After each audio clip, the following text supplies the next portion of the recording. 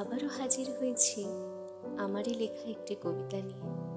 কবিতাটির নাম অপেক্ষারও একদিন ভোর হয়।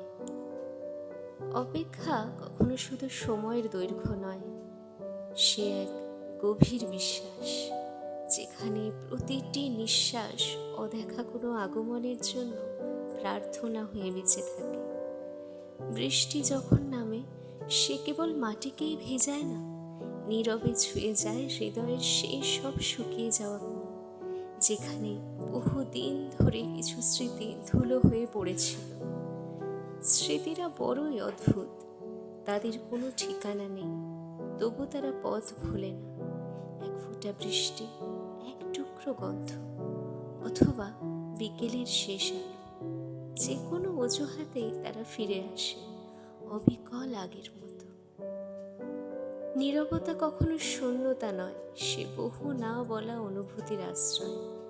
যেখানে শব্দ থেমে যায়, সেখান থেকেই ভালোবাসা তার নিজের আসল ভাষায় কথা বলতে শুরু করে।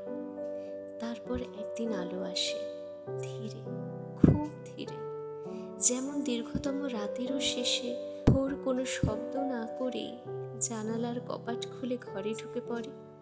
আর যদি সেই আলোর পাশে আর একটু ভালোবাসা বসে, তবে অপেক্ষা আর ক্লান্তি থাকে না, বৃষ্টি আর বিষণ্ণতা হয়ে নামে না, স্মৃতি আর চোখ ভেজায় না, নীরবতাও একাকিত্বের নাম থাকে না। তখন বুঝি জীবনের সবচেয়ে সুন্দর প্রাপ্তি হঠাৎ এসে ধরা দেয় না, সে জন্ম নেয় দীর্ঘ অপেক্ষা, অগণিত বৃষ্টি, অমলিন স্মৃতি, গভীর নীরবতা আর এক চিলতে আলোর ভেতর। সেই আলোয় যদি আর একটু ভালোবাসা মিশে থাকে, তবে মানুষ কোনো ঠিকানায় নয়, অন্য এক মানুষের হৃদয়ে নিজের ঘর খুঁজে পায়।